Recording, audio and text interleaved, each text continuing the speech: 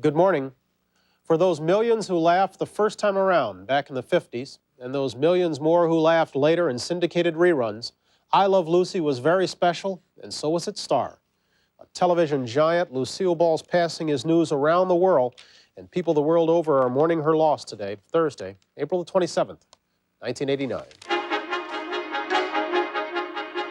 From NBC News, this is Today with Bryant Gumbel and Jane Pauley. And good morning. Welcome to Today on this Thursday morning. Strange as it may seem to talk of someone's passing and still smile, it somehow seems very appropriate as Lucille Ball's concerned. We're going to be spending some time this Thursday remembering the Lucy who made us all laugh. We'll hear remembrances from some of her famous friends, Bob Hope, Danny Thomas, Sid Caesar, Gail Gordon, all of those to come, starting in just about 10 minutes with a man named Bart Andrews, a TV historian whose license plate reads ILV. L-U-C-Y. Jane? James Richardson, he's a free man today. After 21 years in a Florida prison, 5 years on death row for 7 murders he didn't commit. We'll go to Daytona in about 15 minutes to talk to him. And following a tradition that dates back to Franklin Roosevelt, we'll assess the first 100 days of the George Bush administration. And in our 8:30 half hour, Lucky Severson concludes his series this week from the North Pole. Barbara Bush has been in the White House 100 days now, too. She's going to be with us this morning, talk about reading and why so many Americans can't.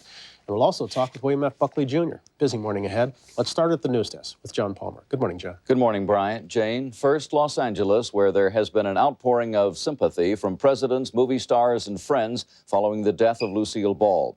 On Hollywood's Boulevard's Walk of Fame, flowers have been placed on Lucille Ball's 2 stars, one for her work in film, the other for television. At the home of the late actress on Roxbury Drive in Beverly Hills, florists delivered baskets of flowers and tour vans passed by in a steady procession. Dr. Robert Cass, one of the surgeons attending to Lucille Ball, said her death was sudden and unexpected, that they could not have prevented her death even if she had been in an operating room at the time she was stricken. She initially complained of back pain, and within minutes had no pulse and no heartbeat on her monitoring equipment. Within a minute or two, cardiac resuscitation was begun by a crew in the hospital, and they were never able to establish an effective heartbeat of any consequence.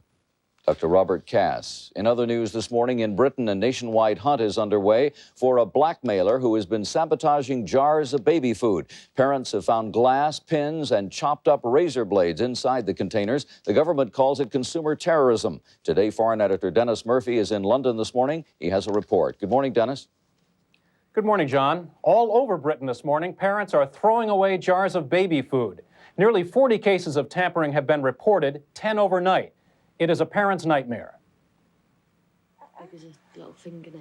This mother opened a jar of baby food and found a shard of glass. If I'd have given her that without seeing it, it'd have ripped her insides open.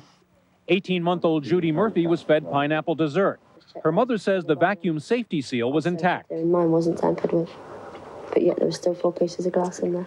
Grocers are taking 2 brands off the shelves as police receive more and more reports of baby food sabotage with glass, pins, razor blades, and caustic soda. The baby food makers say it's impossible to contaminate the food during its packaging. Heinz and another baby food company are receiving extortion demands, according to the police. A Heinz spokesman says his company will not pay blackmail. This man can come back again tomorrow, next day, next week, next month. He will not solve the problem in withdrawing the product. Investigators say it's possible the extortionist is using a commercial resealing device. We are determined to put the safety of children first and also not to give way at all to consumer terrorism. Luckily for me, I saw it, but somebody out there is going to get hurt. The baby food makers are offering a $170,000 reward for information leading to the arrest of the extortionist. Police say if they capture the people responsible, they'll be charged with attempted murder. John? Thank you, Dennis. In China, as many as 150,000 people, most of them students, marched through the streets of Beijing today in open defiance of the country's leadership. Today, for the first time since the current demonstrations began, the students were joined by ordinary citizens in a call for democratic reform in China. At several points, as the protesters marched through the streets, police tried to stop them, but bystanders demanded that police let them through, and the demonstrators were allowed to push on. One bystander described the police retreat as like watching an iron bar bend. More violence in the Israeli-occupied territories today. Palestinian sources say 2 Arab teenagers and an 8-year-old boy died in clashes with Israeli soldiers. As correspondent Martin Fletcher reports this morning, many of the victims in recent days have been children. Suhad Anis El-Haddad was playing in the street in her refugee camp. She was hit in the head by a stray plastic bullet fired by an Israeli soldier. She's 1.5 years old, yet another child victim of the uprising. In any conflict, the most poignant victims are the children. But here, the conflict doesn't go away, and nor does the damage. Palestinian kids grow up having known nothing but Israeli occupation, and at an early age, they accept their role as victims with a mission to fight back. In kindergarten, the favorite game is Arabs and Jews. The Arabs build a home, the Jews tear it down. The teacher says the kids prefer to play the Jews. They want to win. It gets pretty violent. Too violent for some. The games are interpreting the life, the realities of the children. That's what they see, that's what they live. They see it as soon as they can walk, and all that changes is the level of violence. The physical damage can be measured and sometimes cured. But what happens to a child that knows only this? Martin Fletcher, NBC News, Tel Aviv. In this country, the numbers have been picked, but there is still no word this morning of who won that $100 million plus Pennsylvania lottery jackpot. Ann Rubenstein reports. It only took seconds to end days of lottery madness in Pennsylvania. 35. As the magic numbers were drawn, thousands watched and wished. I couldn't keep quiet. I'm trying to have a poker face.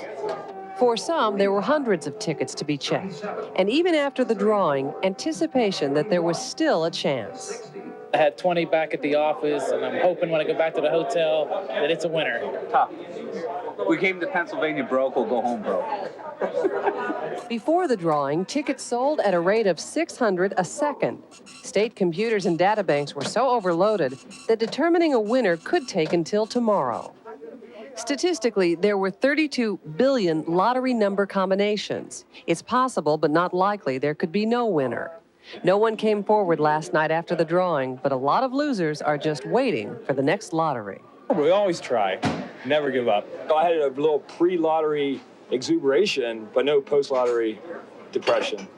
$100 million of state lottery money is just waiting to be claimed. Ann Rubenstein, NBC News, Harrisburg, Pennsylvania.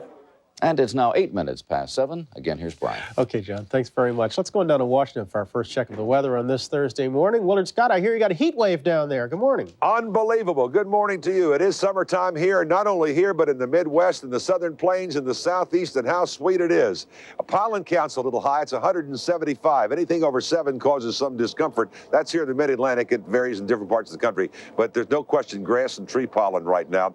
Also want to show you my little T-shirt, Brian. How sweet it is. This is the Des Moines, Iowa Symphony Orchestra Guild Showcase. This is a beautiful home that they have that they'll be on display in the next couple of days, and all the money goes to the symphony and for the educational fund. It just so happens that this house is right next door to Michael Gartner's house. Michael Gartner is president of NBC News. I'm inviting all of you to stop by Michael's and get some tapioca. Michael makes a mean tapioca pudding. Can he whip it up? Let's check and see a birthday this morning. This is Helmer Lothe of Marshall, Wisconsin, a proud man. World War I, he served with the 108th Engineer Corps in France, and he's still going strong. Look at that smile. I bet he can eat his weight in smelt. Hey, have you ever had a smelt? Unbelievable. 150 of them you can at one time. Severe weather today. Des Moines, hang on to your shingles up there.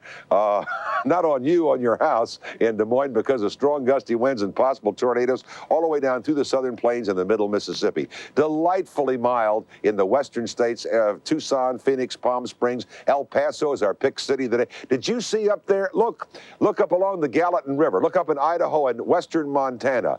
Up to a foot of wet snow. Also, the Black Hills of South Dakota could get some snow later on this evening. But please be on the lookout of strong thunderstorms. The southern plains, the lower Mississippi, and even the middle Mississippi Valley. Maybe some severe weather as this day wears on. I believe Concord, New Hampshire was 28 degrees, so it's still cool here in the east. Here's what's happening in your world, even as we speak. Good morning, everyone. Cloudy to partly cloudy skies around the Houston area this morning. Temperature 69 degrees. We've got a slight chance of a thunderstorm this afternoon and a high of 87. So much has been said and so much will continue to be said, but all of us love Lucy so very much, and how sad we are at this. I understand, Bryant, you have some special interviews right now in store, so back to you. All right, Willard, thank you. Indeed we do. On Close-Up this morning, Lucille Ball. She was the first lady of television comedy. Though her show I Love Lucy ran for only 6 seasons on CBS, it could run forever in syndication. Bart Andrews may well be the foremost expert on the lady and her work. He knew Lucille Ball for 13 years and has written 3 books on her life and career. Mr. Andrews, good morning. Good morning. You've written of and for an awful lot of comics and an awful lot of shows. Why has Lucy always been so special? Funniest one of all. Why? I don't know. She's just had all the right ingredients going for her back in 1951 when she put it all together. She had the best writers that she could find. Very, very clever director in the early days, the late Mark Daniels, who just passed away this week also. And just the best writers. But she'd had no success in films. I mean, how do you explain... And she had appeared in 69 of them. Yeah, how do you explain then her coming over and making a huge jump and being... Well, she made what they call B movies, and as the late 40s came around, she decided to go over to radio to do a situation comedy for Bill Paley, and she got some success in that because she wanted to do comedy. Mm-hmm. And when they wanted to transfer that to television, she said, it's a great idea, but I want my real-life husband to play the part of the husband. And Paley said, well, this is a Midwestern show, and I don't think Desi Arnaz is going to play a Midwestern banker. She says, well, without Desi, I won't do the show. And that's how they wound up coming up with a different format. Let's take a look at a clip from that first show. This was the pilot, the first of the 179 episodes. Do you play the sin? How's that? I say, do you play the sin? What sin? Never mind making fun of my English. That's English. Anytime you're ready, Professor, we'll go with you.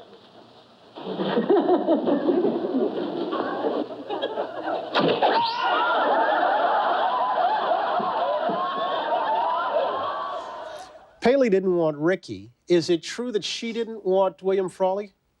Well, they wanted Gail Gordon and Bea Benaderet to play the supporting cast, but they were too busy with other shows, so they had to settle on Bill Frawley. They liked Bill Frawley, but he had a bad reputation as a drinker, and the network said, don't hire him because he's going to throw your schedule off kilter. And so Desi had lunch with him one day and said, if you're late more than once, I'm firing you. And the guy says, all right, I won't be late. And he wasn't ever in those 10 years he played that part. I mentioned 179 episodes. This is a clip from the one that Lucille Ball said was her favorite, Vitamita Vegemin. It's so tasty, too.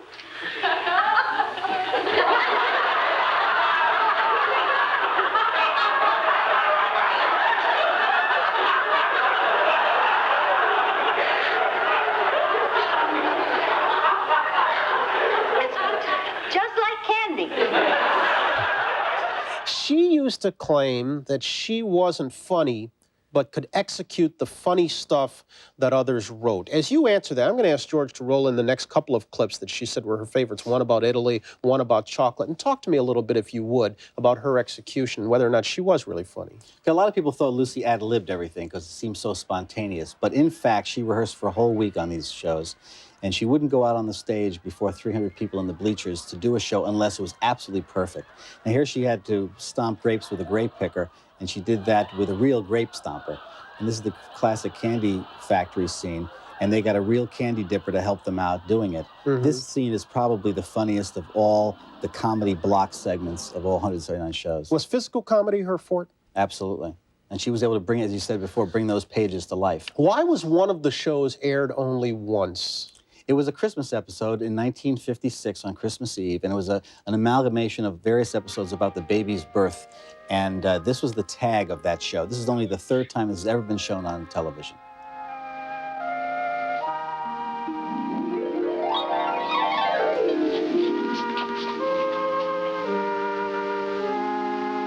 Merry Christmas, everybody. That's a very rare clip. How much control did she exercise over I Love Lucy total? She and Desi. Desi, the business end, and she more or less the creative end. Yeah. Any idea how many countries she is still shown in? 77. Today? 77 countries? I didn't know there were 77 countries. My goodness. But apparently there are. As I thank you, Mr. Andrews, I guess the only way we can do this is to roll in a quick montage of some of the moments from I Love Lucy. If you've seen them before, welcome to the club. Everybody else has to.